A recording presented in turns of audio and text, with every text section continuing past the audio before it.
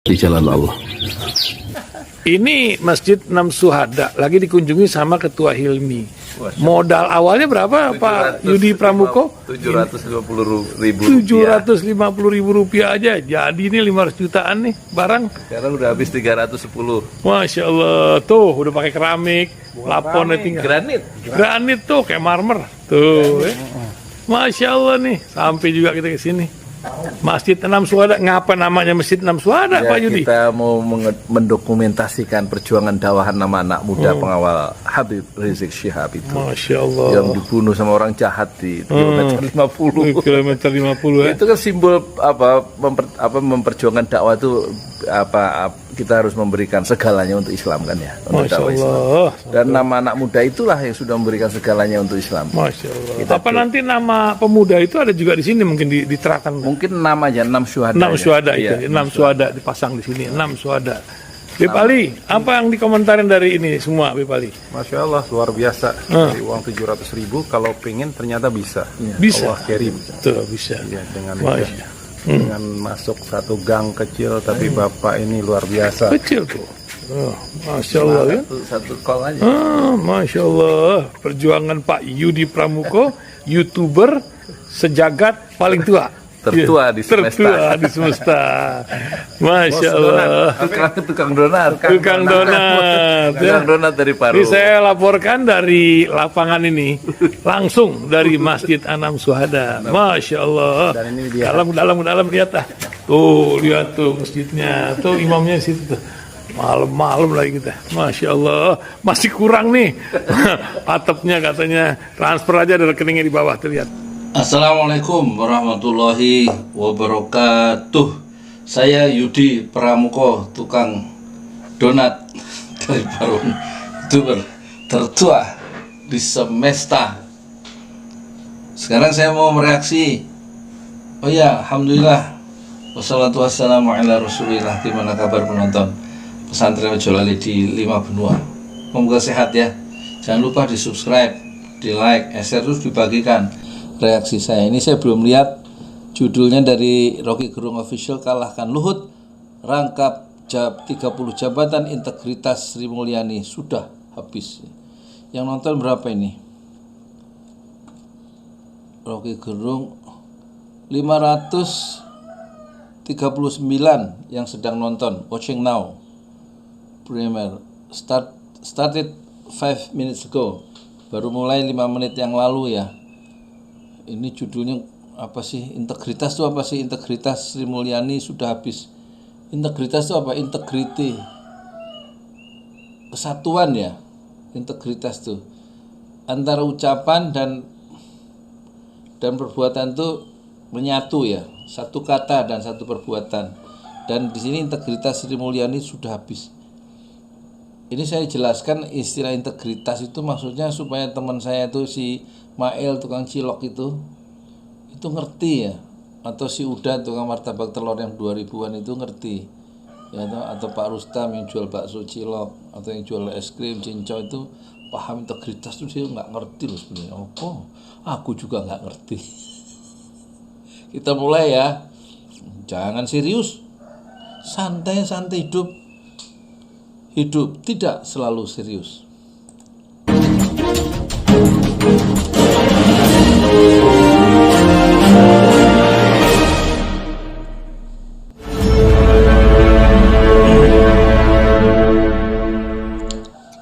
Halo, apa kabar Anda semua? Semoga selalu dalam keadaan sehat walafiat. Kita ketemu di awal pekan hari Senin ya. Hari Senin tanggal berapa? Tanggal 12 ya. Tanggal 12. Ya. Hari Senin ini saya mau ke Parung ya, cari tales, mau jualan tales, keju, susu, ya kan? 10.000 atau 5.000. Rakyat harus menolong dirinya sendiri. Kita belajar dulu ya di Rocky Gerung. Maret. Nah, kalau kemarin itu hari apa? Pas 11 Maret itu berita kalau dulu zaman Orde Baru diperingati secara besar-besarannya surat perintah 11 Maret. Sekarang sepi, berlalu dengan dalam sepi. Oke, tapi ada peristiwa yang saya kira bakal menarik pada hari Senin ini. Rencananya itu Kepala BPN Jakarta Timur Sudarman itu ya akan dipanggil oleh Irjen Kementerian ATR, Agraria dan Tata Ruang garis miring kepala BPN ya. Sama ini kasusnya seperti kasus kepala. Alah, gimana? Orang hidup mewah begitu banyak. Contoh, DPR nanti yang manggil siapa? DPR. Banyak itu orang-orang mewah. Mobilnya banyak, rumahnya banyak, gayanya banyak. Mobilnya aja, contoh misalnya Bambang Susatyo, nanti yang manggil siapa? Kenapa Bapak? Bukan temen, nggak kenal ya. Satu sekolah dengan saya di SMA 14 Negeri Jakarta Timur, Bambang Susatyo. Suka kumpul kalau bulan Ramadan, tapi saya nggak pernah datang. Malu saya jual donat. Teman-teman saya itu orang-orang hebat, yang satu kelas tuh loh. Jadi ada yang jadi ini, jadi itu, pejabat di pajak. Wah, reuni tukang donat, kalah gengsi, kalah gaya. Nggak pernah datang. Waktu terakhir juga ada Bambang Susatyo. Malu ah. Dan mendingan kita menjual diri sendiri di YouTube. Jadi aman gitu. Ini cuma pakai kaos saja. Oh, Habib Rizik siap. Takut apa Habib Rizik yang salah. Ya, nggak salah ya orang apa-apa. Habib Rizik orang yang baik. orang yang jahat takut sama Habib Rizik Syihab. Orang yang mewah takut sama Habib Rizik Syihab. Bea Cukai Makassar, Kepala Bea Cukai Yogyakarta, dan juga sebenarnya Rafael Alun. John beda Rafael Alun karena ada kejahatannya. Jadi ini tetap jadi seperti kita sebut itu agenda setting. Bagaimana para aparat sipil aparat ASN itu aparatur sipil negara ya, aparatur sipil negara gaya hidup seperti itu. Dan kemudian juga ternyata masih terus rame nih di media sosial Bung Rocky soal Ibu Sri Mulyani yang mengakui bahwa beliau rangkap jabatan di 30 jabatan. Rupanya Pak Luhut masih kalah sama Ibu Sri Mulyani. 30 orang-orang di Departemen Kemenkyu itu kerja di tempat lain juga, rangkap jabatan di BUMN. Jumlahnya kok 30 nggak 29 ya. Luar biasa itu. Nutup peluang lain untuk dapat rezeki karena dia rezekinya jadi 2 itu di Departemen Keuangan 1, di BUMN 1. Harus diatur ini oleh Anies Baswedan nanti. Tapi yang dipertanyakan orang banyak, ini gimana negara ini ya diatur seperti itu, walaupun dijawab ex officio katanya begitu. Ini problem yang kita bahas terus soal kepantasan lah, soal integritas tuh. Kalau kepala BPN dipanggil itu artinya semua kepala BPN di Indonesia itu ketar-ketir sebetulnya tuh. Karena mereka merasa bahwa ya sama aja sebetulnya kan. Jadi kelihatannya akan ada persiapan, mungkin beberapa kepala BPN akan bawa barangnya untuk digadaikan sebagai tanda beliau untuk lalu orang mulai merasa bahwa BPN itu apa sih? Badan Pertanahan Nasional. Lah itu anggota-anggota DPR gimana? Yang orang-orang punya tanah banyak itu gimana? Misalnya sertifikatnya sampai 35, misalnya pejabat gubernur, bukan pejabat gubernur, siapa itu? Khofifah Indar Parawangsa sampai 35 kan di LKHPN tuh 35 surat. Berarti tanahnya di mana-mana ya.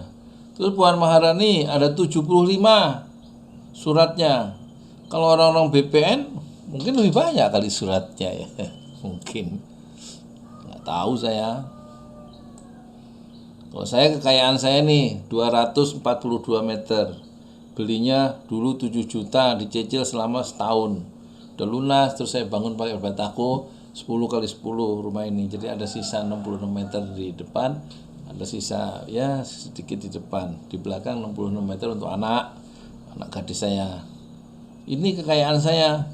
Apa saya dipanggil juga nanti sama KPK? Ya bukan lah, kan saya bukan pejabat. Dari apa sih hidup tanah dikumpulin sono sini?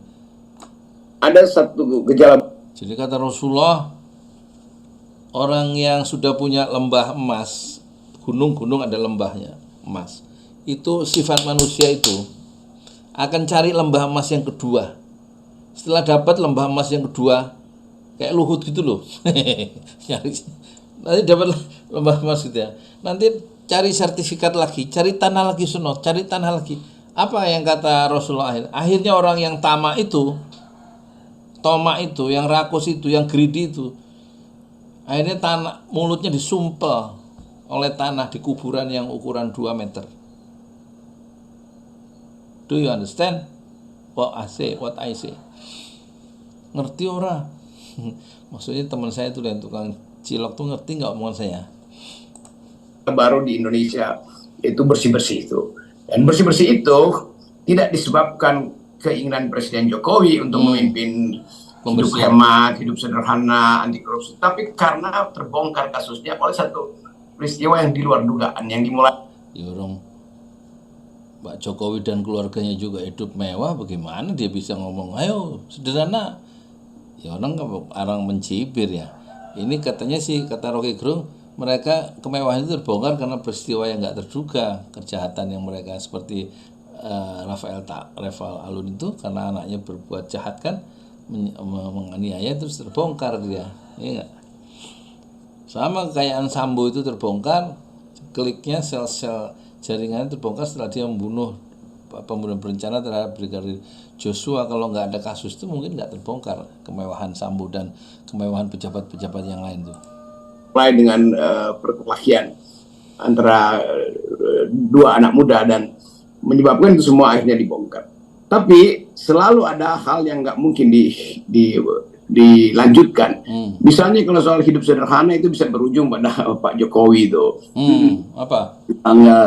Sudah mulai dipamerkan betapa mewah keluarga itu tuh. Kalau misalnya itu soal pencucian uang juga itu bisa tiba ke anak-anak. Rocky mulai melepaskan kembali ya howitzernya ke tiang istana. Pak Jokowi yang dari beberapa tahun lalu diduga kok tiba-tiba punya uang ya, padahal sebetulnya itu bisnis yang biasa-biasa aja tuh. Lalu apa itu money laundry? Oke. Jadi semua hal pada akhirnya akan berujung ke istana. Nah itu sebetulnya yang sering kita sebut sebagai keadaan masyarakat yang betul-betul ada dalam kepanikan tuh. Ini pertanda bahwa etik itu memang udah hancur. Nah, soal Sri Mulyani juga akhirnya jadi semacam pamungkas karena beliau hanya sekedar menghindar bahwa iya itu tidak melanggar aturan. Bukan tidak melanggar aturan, tetapi etik. Prinsip bahwa hidup sederhana itu dengan gaji yang cukup juga akhirnya dilampaui oleh Sri Mulyani karena dengan. Jadi tidak mudah ya, ini jadi persoalan dari zaman ke zaman, sejak zaman kemerdekaan, karena tokoh-tokoh Islam, tokoh-tokoh masyumi terutama, itu sudah mempersoalkan kesederhanaan ini. Juga soal penggajian dalam perusahaan ya. Gajian dalam perusahaan itu yang atas sama yang tinggi, kata Syafruddin, nggak lebih dari 1:11 kalau nggak salah. Misalnya kalau gaji paling rendah 1 juta di kantor, maka paling tinggi direktur atau apa yang paling tinggi di situ itu harus 11 juta, nggak boleh lebih, nggak sampai 100 juta. Tapi kata Pak Nasir tidak, itu 1:9. Kata Pak Nasir, Muhammad Nasir, Perdana Menteri itu NKRI, itu 1:9. Kalau gajinya 2 juta di kantor itu paling rendah, office boy misalnya, paling tinggi di kantor itu harus 2 kali 9, 18. Tapi kata Muhammad tidak, 1:10 ya, antara pengajian rendah dan paling tinggi. Jadi kalau di kampung atau di perusahaan itu paling tinggi itu 1 juta, paling rendah 1 juta, maka menurut Muhammad Hatta itu paling tinggi gaji pegawai termasuk manajer di perusahaan itu atau direktur itu paling tinggi harus 10 juta. Jadi untuk memenuhi rasa keadilan, dan tidak mungkin kemudian kemewahan itu terjadi ya. Kata salah satu tokoh lagi, siapa saya lupa namanya, itu kalau kesederhanaan itu ada batasnya ya, mungkin dengan makan garam itu sederhana, tapi kalau ketamakan itu tidak ada batasnya, dan ini yang tidak diatur ya oleh pemerintah, oleh regulasi, sehingga orang merasa itu sesuai dengan amanat undang-undang, kata Sri Mulyani, soal rangkap jabatan, soal-soal yang kemudian dia bisa ngeles gitu ya. Dia harus diatur soal kesederhanaan pejabat itu. Ya kalau Luhut nggak mungkin pejabat, nggak mungkin sederhana, orang kekayaannya sampai 1 triliun dan dipamerkan rata-rata dengan LKHPN itu, laporan kekayaan harta LH, laporan harta dan kekayaan pejabat negara, itu rata-rata menjadi semacam ajang untuk pamer. Mereka melakukan flexing ya, pamer kekayaan mereka lewat lembaga resmi LHKPN. Tapi tidak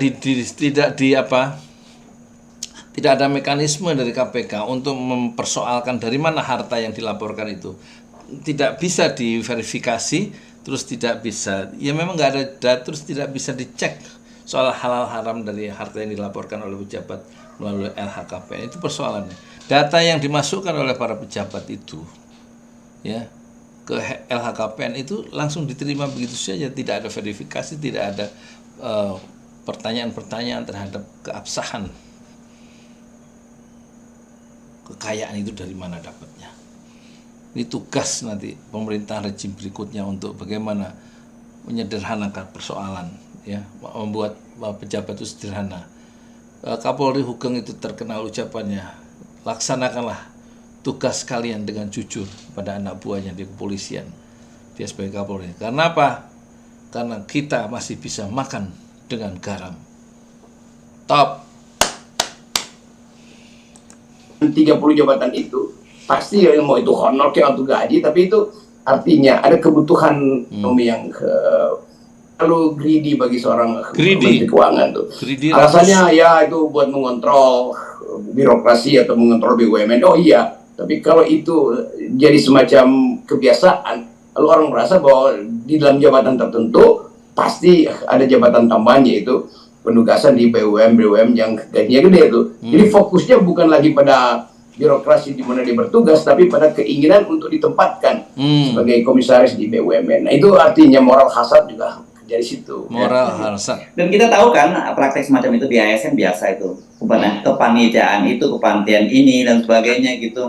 Perjalanan dinas ini, perjalanan dinas itu kan bagian dari proyek untuk menambah penghasilan. Karena memang kita tahu banyak juga di kementerian-kementerian yang gajinya memang besar, remunerasinya tidak sebesar Kementerian Keuangan gitu ya. Itu yang menjadi kenapa kemudian orang menyoroti, ini kan remunerasi sudah gede banget, terus kemudian mereka dengan alasan tadi karena mewakili negara. Ini bahasanya kecanggihan dari numerasi, pokoknya intinya gaji dari pejabat Kementerian Keuangan atau di pajak itu udah lebih tinggi dari seluruh ASN di kementerian lain gitu loh maksudnya. Jadi mengawasi uang negara yang masuk melalui PMN ya ke BUMN itu, jadi mereka akhirnya menerima tantiem yang sangat besar dan sebagainya gitu loh. Itu yang saya kira tetap saja kita tidak bisa bisa menerima penjelasan macam itu, dan mereka juga tidak bisa menyembunyikan. Jadi kemarin itu PPATK itu memberikan laporan bahwa sejak tahun 2009 sampai 2023 itu ada transaksi yang mencurigakan di Kemenq selama 09 sampai 23 selama 24 tahun ya. Itu ada transaksi mencurigakan sebanyak 300 triliun. Itu orang bertanya-tanya itu uangnya kemana dan untuk apa?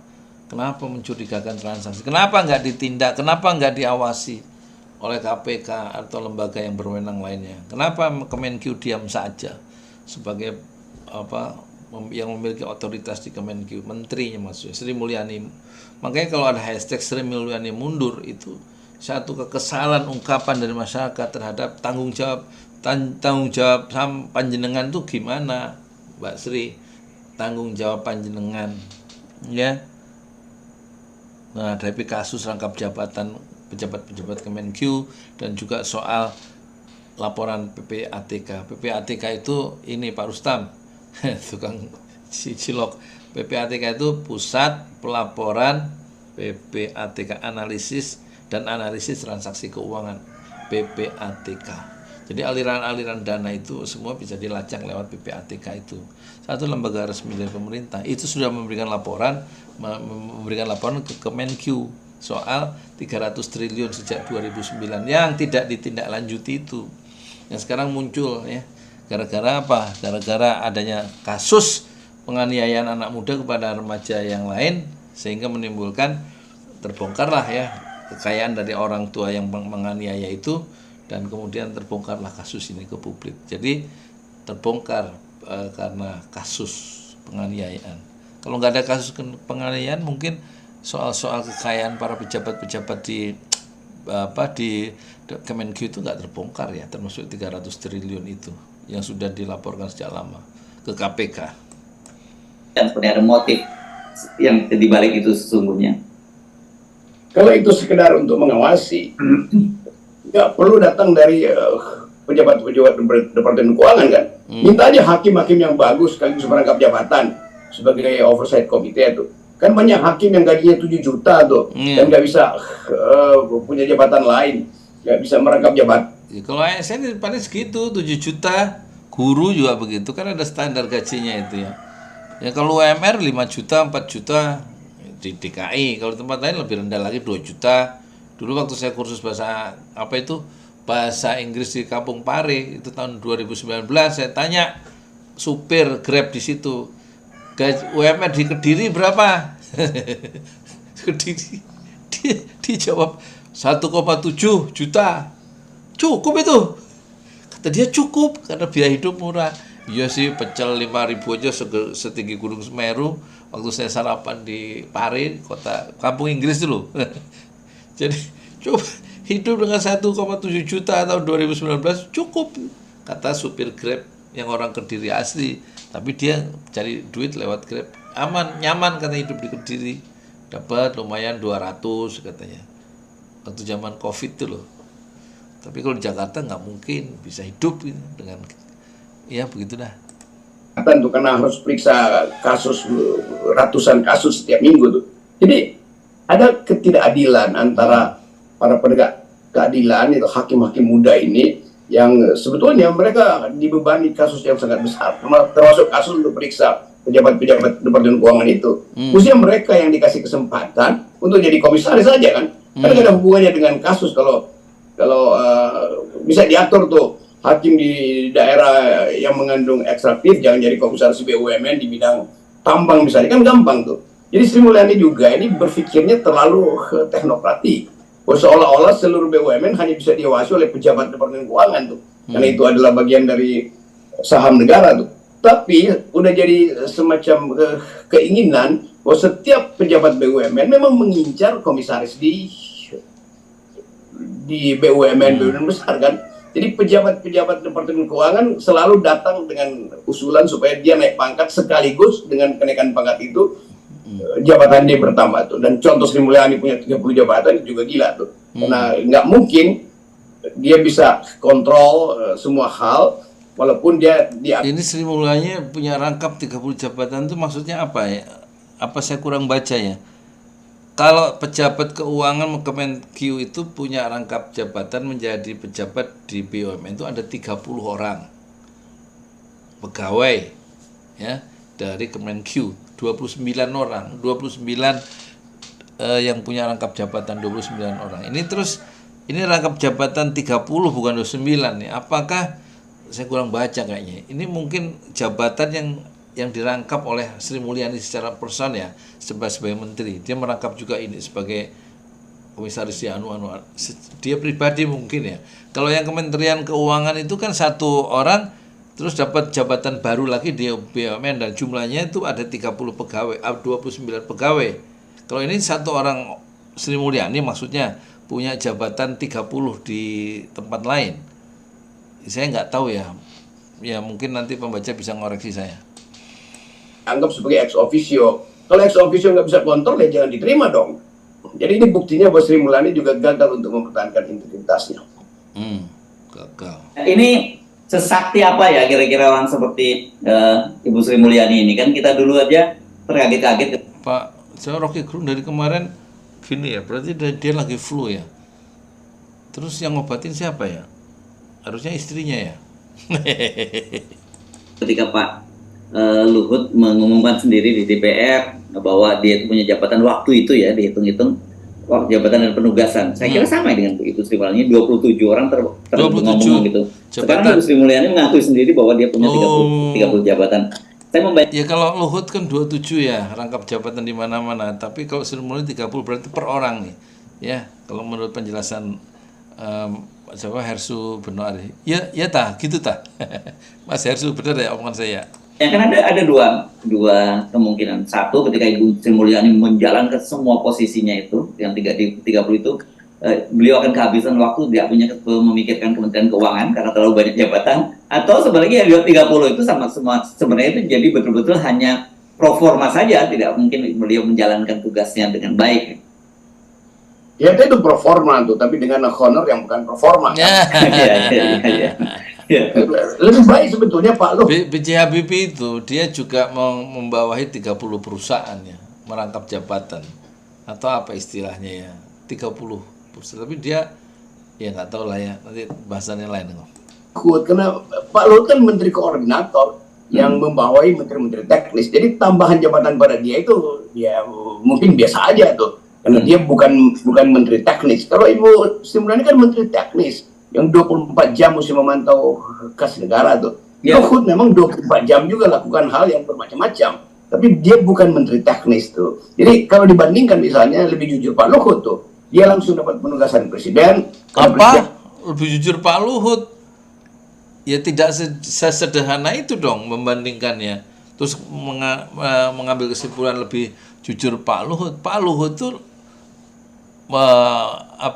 anggota kabinet, menteri yang paling kaya, gitu, yang pembayar pajak terbesar, dan itu belum ada yang mempersoalkan kekayaannya dari mana, apakah etis seorang pejabat itu juga langsung dia mengendalikan perusahaan, ya, melalui orang-orangnya, gitu. Apakah seorang pengusaha, seorang menteri itu nggak boleh berusaha, atau memang harus, atau memang gimana aturannya? Boleh nggak penguasa sekaligus pengusaha kayak Pak JK itu, sehingga ya begitulah Pak JK. Itu yang dikritik kan oleh Rizal Ramli. Kalau pengusaha ya pengusaha, kalau penguasa jangan merangkap pengusaha, kan gitu. Kok bisa Rocky Gerung bilang Pak Luhut lebih jujur dengan membandingkan dengan Sri Mulyani dari segi apa?